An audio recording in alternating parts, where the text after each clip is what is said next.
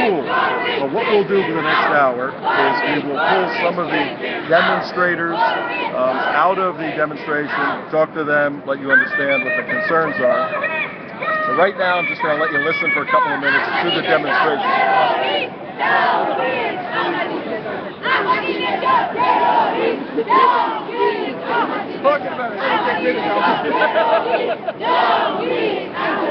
You're the primary. In the background. Oh, okay. I don't have anything. I don't have anything.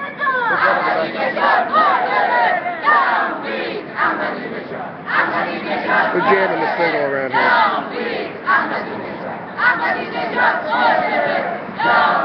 We'll walk around the crowd, then we'll talk to a few people. Come on.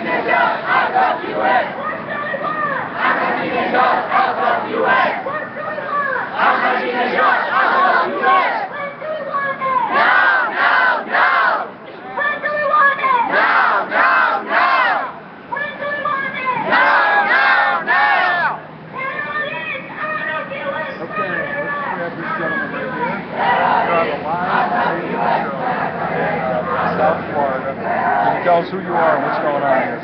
My name is Khosrow. We are here because Ahmadineejad is here, and Ahmadineejad, as you know, a few months ago, they want to terror the ambassador of the Saudi Arabia here. He's a terrorist. That is a big question for us. Why is he here? He is a terrorist, and United States know he is a terrorist. That is our question. Why is he here? They have to arrest him. And he killed a lot of Iranian people. 120,000 of Iranians have been executed by this regime. I have been at the jail for 7 years. We know them and we know their idea. They are killing people. Right now they are making nuclear bomb. And United States, US, and even his president know that. They are making even, I don't know, maybe less than 1 month or maybe less than a year. What they are making, if they make it, nowhere will be safe for the people. Now you said you were in jail for 7 years. Where? In Iran? I were in Iran. As we stand up for freedom, democracy, as you have it.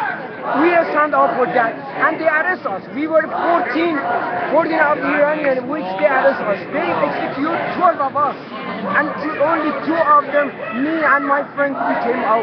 How did you get out?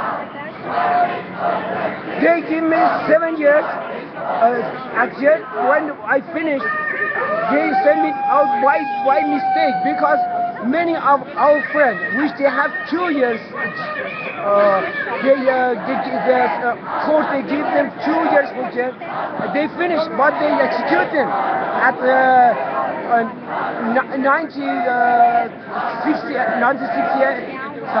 1988.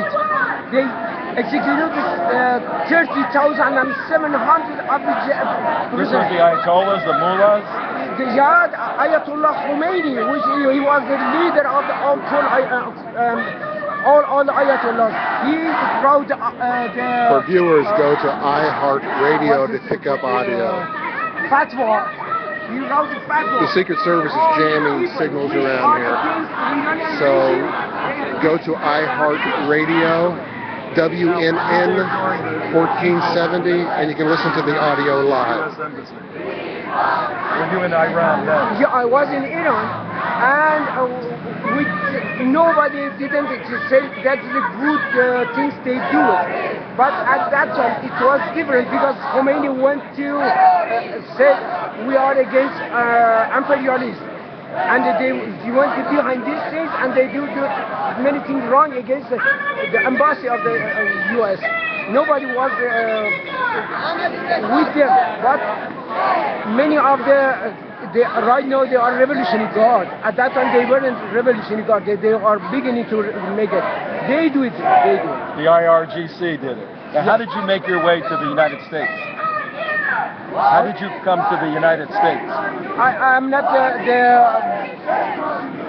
I'm not the resident of the USA. I'm living in Canada. I am resident in Canada, in Toronto. I lived in Toronto. I came from Canada. from Canada. Because Okay. I heard my friend, a lot of Iranians, they have a demonstration here at Wednesday. We came to help them. All right, now, Mahmoud Ahmadinejad, the president, is in that building just a block away. And First, he is not the president. He is a guy which have been chosen by Ayatollah. He's not president for he Iran. lost the election in 2009. Everybody knows he lost their election, not the people election. He lost their election, and right now he's here. He doesn't represent of Iranian people.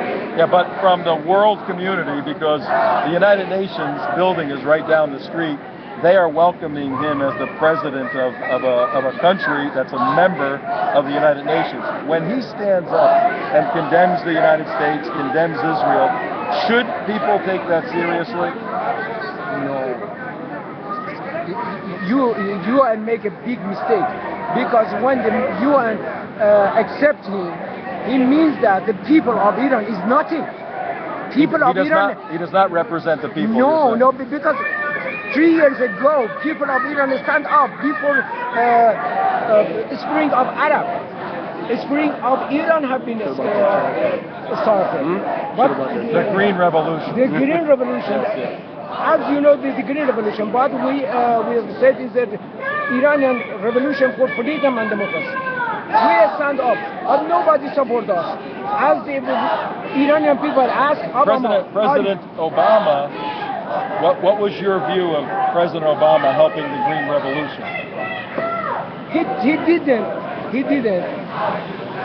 Because the people, as if he was supporting us, we never asked him, are you with us or with Mullahs? But we asked him, and he didn't say anything for us. He didn't say, I support Iranian revolution. So President Obama did not. Is that no, they didn't. Let me ask you this. When Ahmadinejad says he wants to destroy Israel, does he really want to destroy Israel, or is he just saying that? If you ask me, yeah. I'm sure he wants to destroy many of the countries in the world, not only Israel. But he doesn't have the good facility. If they make nuclear bomb, they will do it. I'm sure they will do it, because I was with them 7 years at jail, and they come and they said, what is their idea about Islam? That's not Islam. If they are against Islam, they are against all the people in the world. So they will do it. I'm sure they will do it. They will use the bomb. What should be done? What should the United States do right now regarding Ahmadinejad? We want only the United States. Could you please stop appeasement? Could you please stop appeasement? That is only the thing we ask. Because we have everything for destroy the regime. We have everything. The people, most than 97% of the Iranian people, they support the opposition of the Iranian government. What? And Mujahideen, as you know it, MEK or PMI, is only the opposition of the regime, Iranian regime, which is supported by the Iranian people. Many of them they are in jail. Many of them have been executed, and right now in many of the cities. Should the United States help Israel attack Iran to stop the nuclear building? We don't want war in our country. We don't want any of the Iranians being killed by the United States or Israel or any country. Only we want to stop appeasement. Only that is the thing. We want, could you please, Mr. Obama, could you please, President Obama, could you please, Miss Clinton, stop appeasement with Iran? Stop the appeasement. Take 30 seconds and tell your Persian friends in Farsi what you would like to see happen today. In Farsi, yeah, talk to your Persian friends. امروز تعدادی از ایرانیایی که خبر شدن احمدی نژاد اومده در این هتل وارویک اقامت کرده، اومدن علیه اقامت احمدی نژاد، علیه بودن احمدی نژاد توی آمریکا و توی این هتل اومدن و تظاهراتی که میکنن همش هم تظاهراتی دارن میخوان که احمدی نژاد رو از آمریکا از یونایتد نیشن بندازن بیرون. ما خواستمون اخراج احمدی نژاد همینو بود. Okay, thank you very much. Thank you so much. All right, glad to help out. You heard it from an Iranian dissident who spent 7 years in prison in Iran, and they're torn. It's obvious that they're torn. They don't want to see a war in their country, but they know Mahmoud Ahmadinejad, if he gets the bomb, the world changes. Let's move into the crowd We're not going to be able to hear you. See what we can do here. Come on this way.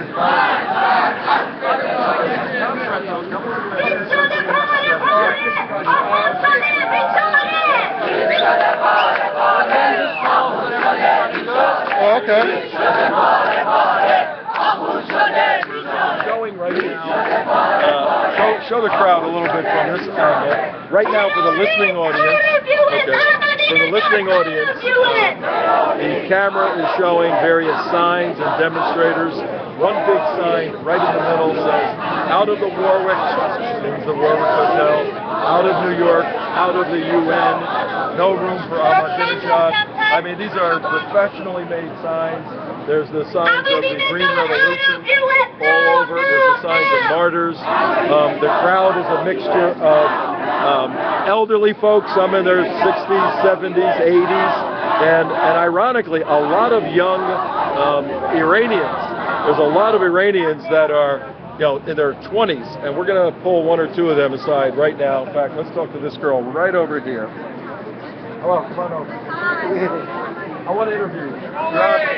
We'll be friendly. Be friendly in here. You're on a radio show and a television show in South Florida right now. Can you talk to somebody? No, we'll talk to you. You want to talk? Okay, she doesn't want to talk. I want to get, let's see, this lady right over here. Hello. Would you like to talk to us for a minute? Oh, okay. Here we go. Okay. Oh, yeah, here we go. Okay, they're finding a spokesperson. Hi, how are you? My name is Tom Prento. We're broadcasting live on a radio program in South Florida and on the internet television. Tell us who you are and what you're doing here. I am an Iranian from London. I've come here with some friends of mine to say that Ahmadinejad is a terrorist. He's not welcome here. He doesn't represent the Iranian people. Okay. My relatives were members of the People's Mujahideen Organization of Iran, and they were executed. MEK? MEK, yes. And they were executed by this regime. And I'm here to be their voice and to say that he's not welcome here. He has the blood of tens of thousands of Iranians on his hands, as well as Americans, as well as people all over the world. He's not welcome here. It's an insult to us that he's here. Well, what should be done? When he stands in front of the General Assembly and condemns Israel, condemns the United States, should we take that seriously, or is that just a madman speaking? I don't think we can take anything he says seriously. He's not mad, he's evil. He's evil. He shouldn't be welcomed here. He should be taken to the Hague and tried for crimes against humanity. He shouldn't be, the red carpet shouldn't be laid out for a terrorist like him. He shouldn't be invited here. What about if Israel finds it necessary to try to destroy the nuclear capability, not attack the country of Iran, but the nuclear capability? Would that be a good thing or bad thing? Well, I think the nuclear threat has to be taken very, very seriously. I don't think that attacking Iran is the answer, but I do think that we need to make a firm stand against the Iranian regime, and I think sanctions are the first step towards that. I think that, allowing him to come here and speak on behalf of a population that don't have freedom of speech, that can't even speak freely for themselves, I think that is going completely the wrong way. It's horrible. It's terrible. The MEK is being removed from the American terrorist list. Long overdue, very long overdue. We've been fighting in the courts for years. Finally, we've been taken off the list, but that's only as a result of the courts here forcing the State Department to do that. Otherwise, as far as we're concerned, they are supporting this regime by doing things like that, by putting the only organised, the largest opposition group to the Iranian regime on the terrorist list. it just shows that they are only out to appease this regime, and the victims are Iranians and people all over the world who are victims of their terrorism. Do you think the MEK is in a position to help overthrow the regime and rule? I think the MEK is the largest, most active opposition group to the Iranian regime. They have people all over the world, such as myself, who are prepared to come across the world wherever we have to support them, to show our support, and to say that we are standing firm against the regime, no matter what the cost. The MEK have been fighting for over 30 years, and they've shown that they are not prepared to back down at any cost, even if it means that they are, even if it's the cost of their lives. And that's why we Iranians admire them, and that's why we support them. We're standing firm against this regime. Tell the audience who the MEK is and what their history is briefly, and what the future could be for them. They're in Paris, based in Paris now, right? The MEK are based in Paris. Their leaders are Ahmadineejad. They were active against the Shah during the 70s. They were active in the revolution. Unfortunately, they became the victims of the next regime. And they have been slaughtered in their hundreds of thousands, including two of my own uncles. So we are very active. I was born in London, but I still have a very strong link because I feel that I owe the young people in Iran, I have a duty towards them to be their voice. And how old are you? 25. 25. Okay, thank you very much. Thank you All right, we'll be walking around a little bit. Let's go over here and kind of get everybody caught up. Okay, Tom Franco reporting live from Midtown on the Avenue of the Americas and 55th Street, about a block away from the Warwick Hotel, where work with us. The audio is actually on a delay, so I'm listening to 20 seconds ago. This is good. Okay, let's catch up a little bit where it's a little quiet over here. Quiet? What the heck is quiet? You know? This is one noisy place, let me tell you. Tom Trento reporting live with the team. We got Alan on the camera, Mark on the camera, Mike running around. And get out of the picture, get out of the picture. There. And we're on 55th Street right now, just 100 feet or so from the corner of the Avenue of Americas, which is 6th Avenue. And the group that we're reporting live from is a conglomerate of a variety of Iranian dissidents, Jewish, consolidated people trying to help the Iranians, regular American patriots. And it's a wild week here. Let me catch my breath for a minute and tell you what we've been doing. The United West came to New York a couple of days ago, and we're primarily following President Mohammed Morsi, president of Egypt. That's why we're here. This administration, the Obama administration, has developed an unhealthy, that's a nice term, a ridiculous relationship with the Morsi Muslim Brotherhood administration. And we are following Morsi here to the United Nations, reporting on his activities. We're going to be going to Washington, D.C. We're going to be reporting from the White House on Morsi's meeting with President Obama. I cannot believe I'm even saying these words, that the Muslim Brotherhood, most powerful Muslim in the world in many respects, is going to be meeting in the White House with our president.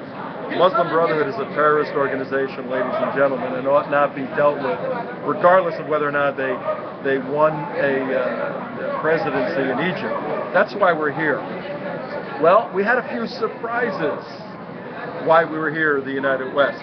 Yesterday, unbeknownst to us until a few hours before the event, the annual Muslim parade, yes, you got that right, the annual Muslim parade in Manhattan took place on Madison Avenue and 38th Street, and then they traveled south from 38th to 27th, and we covered that, and we found some unbelievable breaking news. We're going to be reporting on it tonight, putting out a video on it tonight, but we want to tell you about it right now. While we were here yesterday, we just went in, we infiltrated, as we normally do, these things, this parade, And the way we infiltrate is we go there. Like anybody can go on the face of the earth. You just go there, you bring cameras. We didn't bring our big cameras so we wouldn't look intrusive. We had small cameras. And at first it was very benign, apart from the fact that they shut down Madison Avenue, they being the Muslims, maybe 800 of them. They shut down part of Madison Avenue to have their prayer. It had to be very vocal, very public prayer. As a Christian, you know, my command is to go pray in a closet. Jesus said, go pray in a closet. You don't have to pray in the street and do all that stuff. Not Muslims. They got to pray in the middle of the street and show everybody that they face to the east. So we have some interesting footage of that and how it took place, and you'll find that very interesting. But as we followed the parade route and went down, we noticed a couple of things. Alan noticed a flag with swords on in Arabic writing.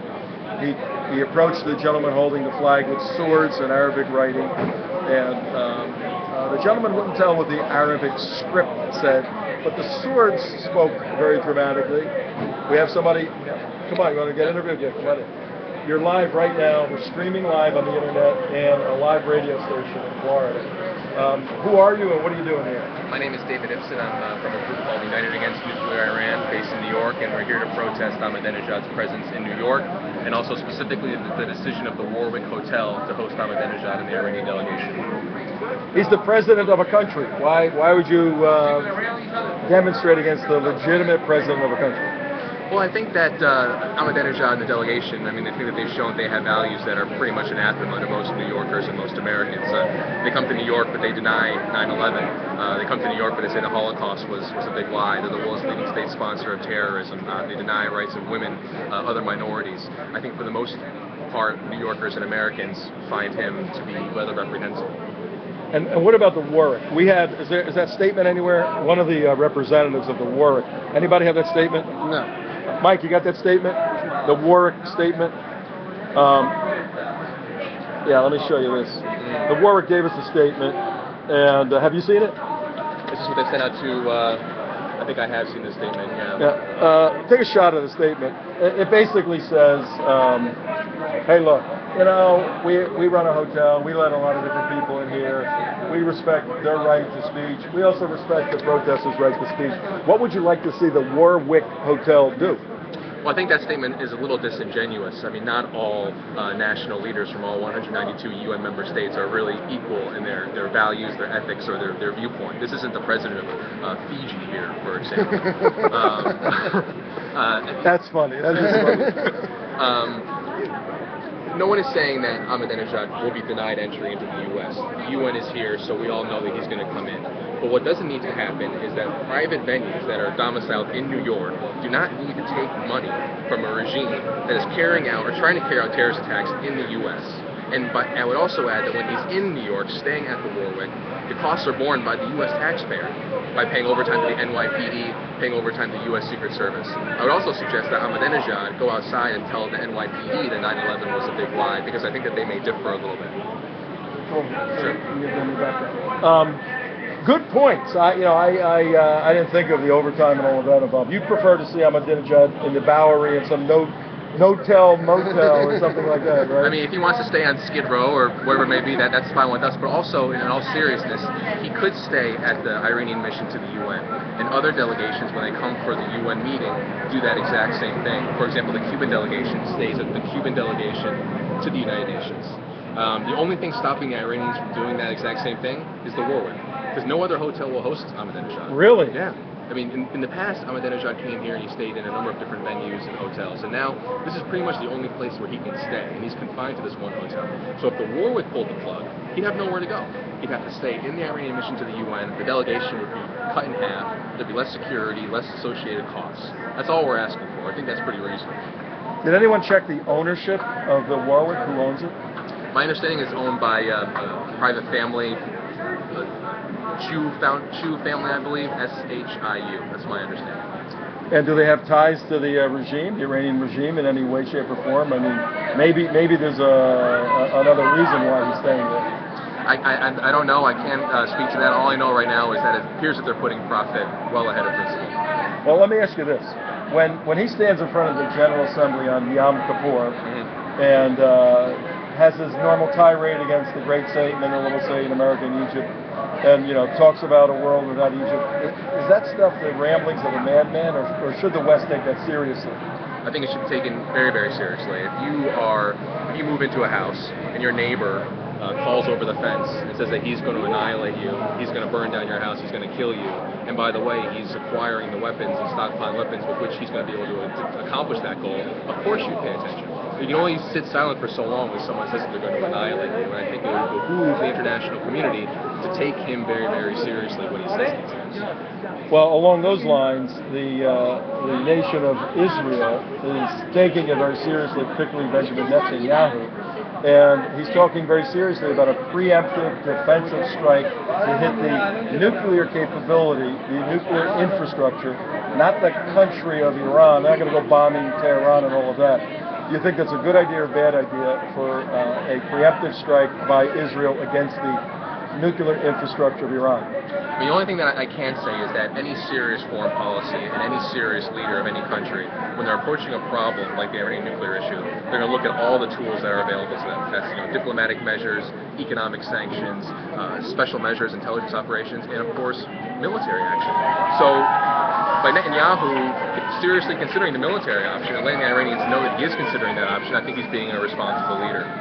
Okay, and if that strike occurs before the election, which many analysts and intelligence people believe will happen, what are you guys? What's your role with the organization? I'm the executive director of the organization. What would you guys do if war breaks out between Israel and Iran? Well, I mean, I don't want to speak on hypotheticals, but we would continue. This may be a real pathetical, We would continue to try and educate the public about the dangers of a nuclear armed Iran, and obviously to try and uncover the facts and try and make sure everyone knows the dangers that were presented by a nuclear armed Iran and by the quest for continued regional domination and for nuclear weapons, of course. All right, so are you a member of the Zionist regime? Are you a Mossad agent? That's negative. No, I'm an American. We're a 501c3, nonpartisan, based here in New York. And what was your name again? David Ibsen. What do you do? I mean, you run this thing full time? I run this organization full time, yeah. So we raise awareness of the dangers of a nuclear armed Iran. We draft model legislation to be adopted by the federal government and by state governments, sanctions legislation, and we also launch campaigns against corporations that are circumventing international sanctions and aiding Iran's economic development. And how'd you get involved in this work? This is pretty crazy work. I mean, you're in the middle of a global chess game being played out, and you're a main player. Well, I mean, obviously it was a very important issue. My previous work is in the State Department, also at the UN a little bit, and so I was fortunate enough to be working with a couple of mentors, individuals, who gave me an opportunity to come with them and help work with this organization when they started it. We were founded by Richard Holbrook, Jim Wolseley, Mark Wallace, Dennis Ross, and a number of others. James Woodward. Yeah, all those guys. Some of them are good friends of ours, and we see them on occasion for sure. Let me see. Did you have a question? No, it's about you just mentioned James. Oh. How old are you? I'm 31. And what administration were you with during your time at the Foggy Bottom? When I was in the State Department, it was during the Bush administration. Although I was not a political appointee, I was just a civil officer. You have what's your background? Educational or military? Or? I went to Hunter College here in the city, Columbia University here in the city as well. Oh, didn't Ahmadineejad go to Columbia a couple of years ago? He did. In 2007, he was invited up to Columbia to make a speech, and then the president of Columbia then subsequently denounced him as a petty dictator. This is famously where Ahmadinejad denied the existence of gay people in Iran. But last year, there was rumor that they were going to host Ahmadinejad again. We were able to put the kibosh on that rather quickly, and Columbia was very forceful in denying any association with Ahmadinejad, and they canceled the event. So we're happy. Yay, Columbia! Yeah, yay, Columbia. Okay, how can you're listening? You're speaking to many people in South Florida. It's a large Christian and Jewish population. Yeah. Our radio station covers about 5 million people. It's a tight election there right now. People are trying to make up their mind. Romney, Obama regarding national security, regarding the Iranian issue. Any advice you could tell the voters as they try to make their decision? Well, we're a nonpartisan organization, but one thing we've been pretty consistent about all the way through since our founding is that we need to make sure that we don't enact any more half measures.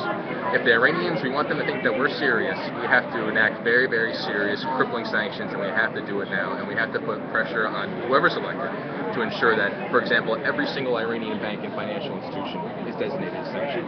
All business between U.S. corporations and their subsidiaries and Iranian businesses is proscribed. Any single economic interaction right now between the U.S., between European countries, Asian countries, and Iran has to stop. We need a full economic blockade on Iran right now, and we need to make sure that's very, very crystal clear to whoever's in the White House. And that is not the state of affairs right now. As I understand, it's been a lot of carved out exceptions by this administration that give leeway to the Iranians. But let me ask you this. The argument is the mullahs and the regime, the ayatollahs, they're not that concerned about everybody having bread on the table. They want the Persian bomb. The Persian bomb changes the global dynamics, the global calculus. So what are sanctions really going to do? I mean, you're a State Department guy. You've got a great organization. Really, sanctions? Well, I mean, I think that we haven't really seen the full implementation of the kind of sanctions that we really need. We've made some progress in the last couple of years, but we still have way too many loopholes. And unfortunately, the sanctions regime takes on like the game like whack-a-mole, like at the carnival. You know, you sanction something, and then they find a loophole over here, and you sanction that, you find a loophole over here. That's why the process needs to get simplified. Any single business, any American entity or its subsidiary anywhere in the world has to end with any Iranian entity. It has to do right now. One good thing about where we have an opportunity with the Iranian economy is that it's so permeated by regime officials. The IRGC, Iranian regime officials, they control so much of the economic activity in Iran that you can start peeling that onion back and lopping off segments of that economy. Individuals within the regime themselves are going to start feeling the pain in their pocketbooks. We want to make sure that they're not satisfied, that their bottom line is getting hurt, and then you can maybe affect the decision makers going on within the top levels of the regime. Well, the big question is there enough time for the sanctions to do that sort of damage? But let's pursue the sanctions for a second. Yep. You really, really believe in your heart of hearts the Ayatollahs who have this vision of the Mahdi, returning and all this eschatological stuff, that they're going to go, okay, guys, we don't have enough televisions or gas for our cars. We give up. I mean, do you see that? What scenario would switch the mindset of these individuals that see global conquest, inches away? What would change their mind? Well, all I know is that in my capacity right now, I don't work for the government anymore. I'm not a military guy. I'm not, a special forces guy. I'm not part of, SEAL Team 6. All I can do as a private individual to have any kind of leverage over the Iranian regime is to enact some kind of private sanctions campaign, is to do what I'm doing right now. I trust that, the military guys are going to be ready when they're called upon. I have no doubt about that. But in my own personal capacity, all we can do right now is make sure that we have the most strict economic sanctions on the regime as possible, and also to make sure that all Americans are aware of the dangers, like you said, that this regime presents to America and to the entire world. What do you have planned for the next rest of the week with your group? We have more protests going on. We have a public relations campaign. We have a Times Square billboard on 49th and 7th. We have bike billboards going all around the hotel. We actually have someone who was able to book a room in the hotel and set up a war room. So our idea is to All right, I like this guy. Good stuff. Yeah, man. so we're going to be able to spy on the regime because they're all hanging out in the lobby having a grand old time. We get to see what they're doing, what they're up to, what their plans are, and hopefully publicize those to the extent possible and make their stay here as uncomfortable. What do you think the ultimate goal is for Ahmadineejad coming down here? What do you think? What do you think his main purpose is for being here? His purpose is for the attention. I mean, he likes getting his message out to members of the media. He likes being visited by different mainstream journalists who want to come and sit down and listen to his point of view. I think he also likes the adulation. I think he likes demonstrating to the U.S. and the EU that he's not as isolated as we want him to be. So he goes to the UN and he talks to his fellow countries from the non-aligned movement. And it makes him, feel pretty good about himself and about the state of, the Iranian economy and the Iranian political situation. If he said, Dave was your first name? Yeah. If he said, hey Dave, come on man, let's sort this out. Let's sit down, have a beer, you and Mahmoud, and you were sitting down with him, what would you tell him? I tell him that everything that he represents and everything that the regime represents is pretty much antithetical to the values and the ethics of New Yorkers and of the U.S., and that they really need to understand that if he doesn't get the message coming out of the top political leadership, he needs to understand that most Americans, the majority of Americans, see what he's doing and what his regime cohorts are doing in this country to their people to be absolutely reprehensible. And that no one believes that this man should be trusted with a nuclear weapon. He needs to believe that. And would you punch him out too? We have a punching bag over there. I'll take my chances on that one first. Okay. You know. Hey Dave, thanks a lot. All right, thanks guys. Let me get your card. We stay in touch, and Sure. we'd like to keep in touch with you guys. Absolutely. And see what's going on. Okay. All right, thanks a lot, guys. Appreciate it. Bye. Okay, ladies and gentlemen, that's the executive director of the organization that has planned this demonstration. Sharp guy, worked with the State Department, and I think he gave us a little insight into the 501c3 effort to kind of put pressure on Iran through sanctions, and it was obvious as we spoke to him that he doesn't believe in his heart of hearts that sanctions are going to work unless they're 100% across the board and 100% applied and 100% enforced, which we know this administration has not done. This administration has a ton of carve-outs. Maybe Michael can hold it. Mark, let Michael hold it. Mike, hold this thing here. Yeah, just for a second. We know this administration has carved out, stand like that. This administration has carved out certain states and organizations that are not obliged or obligated to maintain the sanctions. So, pretty wild afternoon, folks. There's the group. We're going to walk around once again so our television audience on TrentoVision.tv can see the crowd. Our listening audience, we're in the middle of Manhattan, Midtown Manhattan. Actually, a little bit up, 55th Street, not far from Central Park.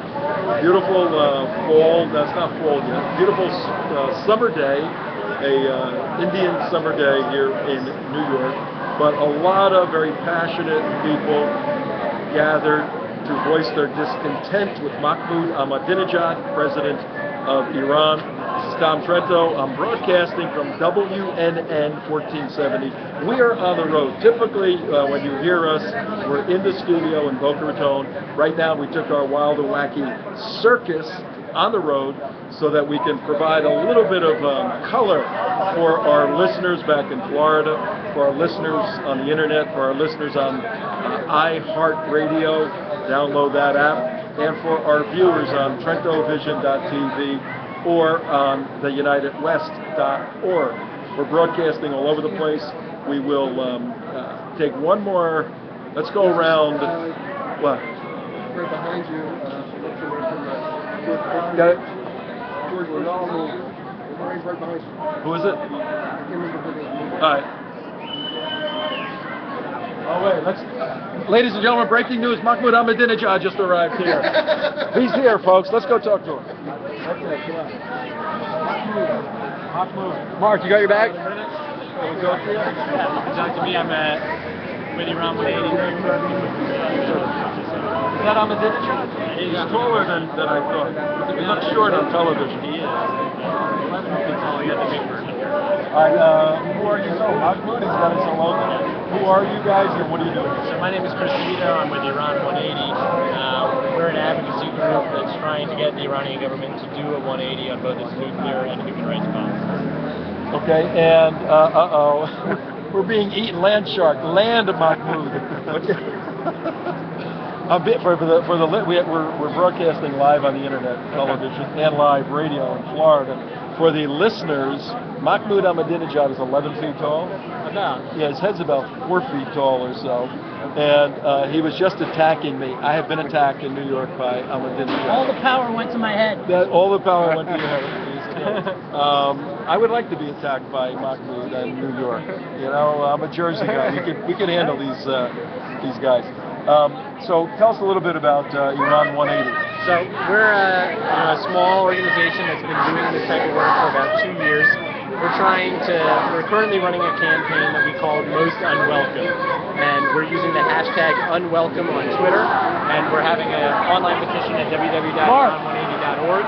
People can go there, learn a little bit more about the policies of the Iranian government, on a range of issues, and send their own personal message to Ahmadinejad while he's here in New York.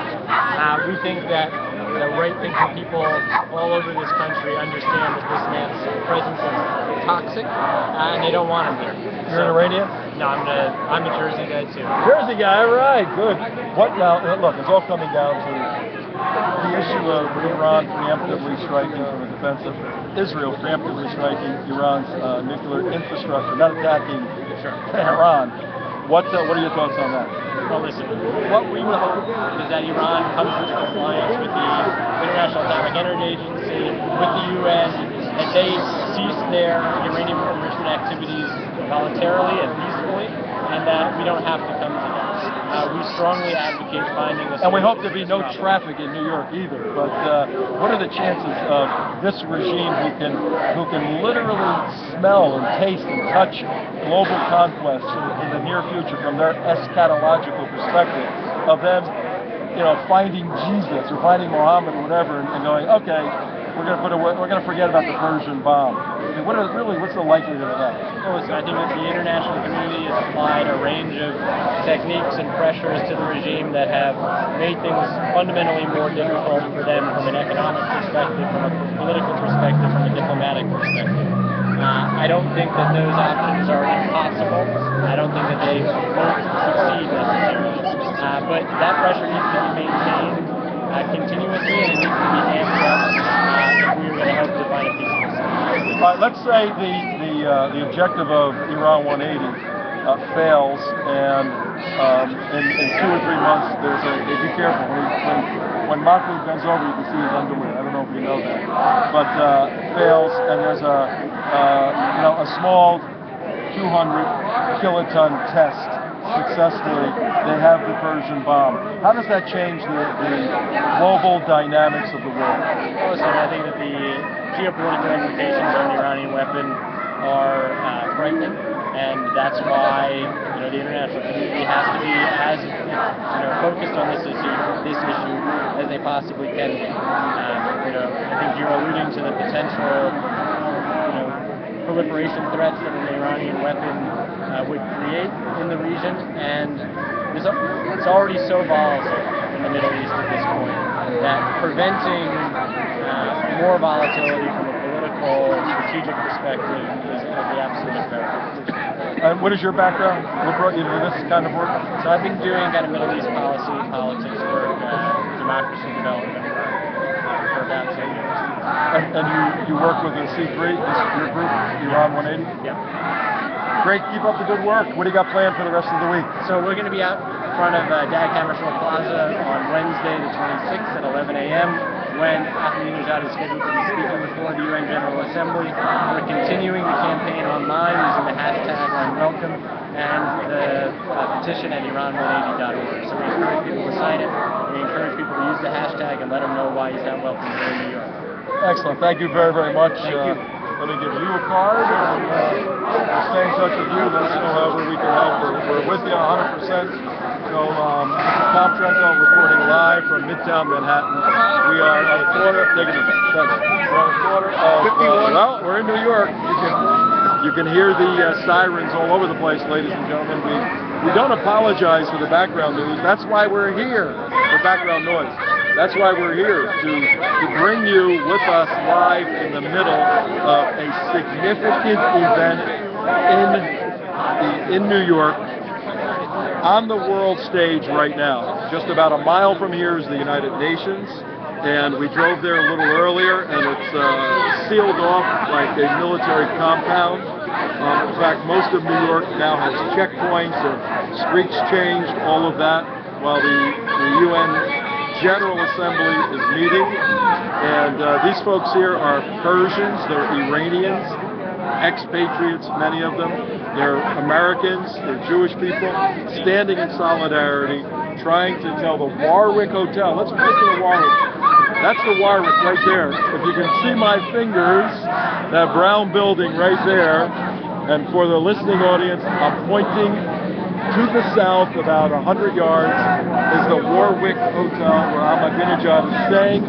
Last year, this group, a protest group, was right in front. The city let them protest right in front of the hotel, but that got a little dicey, so they put them about a block away. Set up our video for For tomorrow. Yeah. That got a little dicey, and now they're right here. We're gonna give you one last look before we close the show. And tonight, we're going to be putting out a very fascinating 3-minute video for the listening folks. We will send it out. You'll be able to see it on theunitedwest.org. Yesterday, as we told you, we covered the Muslim parade in Manhattan. And while we were covering that parade, we went to the end.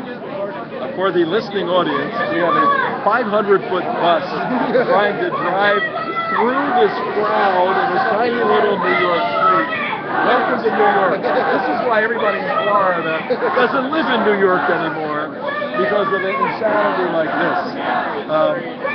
You take this compared to Camino Real in Boca Raton. It's a little different, right? My New York, New Jersey friends who are now living in Florida. But you know what? You missed the excitement. But we're bringing it to you live on Trento Vision and on WNN 1470. When we got to the stand yesterday, the speaker stand, and listened to the dignitaries, the Muslim dignitaries, speak after the Muslim Day parade, you will not believe what we heard. We heard tirade after tirade after tirade against the United States, primarily over that trailer about Muhammad, and we heard calls for laws to be written by the UN and by the United States against anybody criticizing or blaspheming Mohammed. It was so bad, Democrats were even leaving the stage. Yeah, and that was Mark Campbell. It was so bad that a state senator, Tony Avella, was a marshal of the parade, and he was supposed to speak.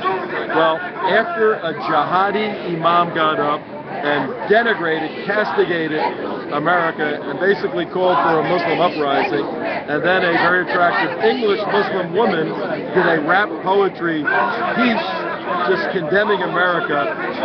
State Senator Tony Avella got up and walked off the stage, and we interviewed him. That's the breaking news. We'll show you that tonight. Let's show everybody and let everybody listen one more round around the demonstration. Come on. Hold on. Slow. Let me get in front of you.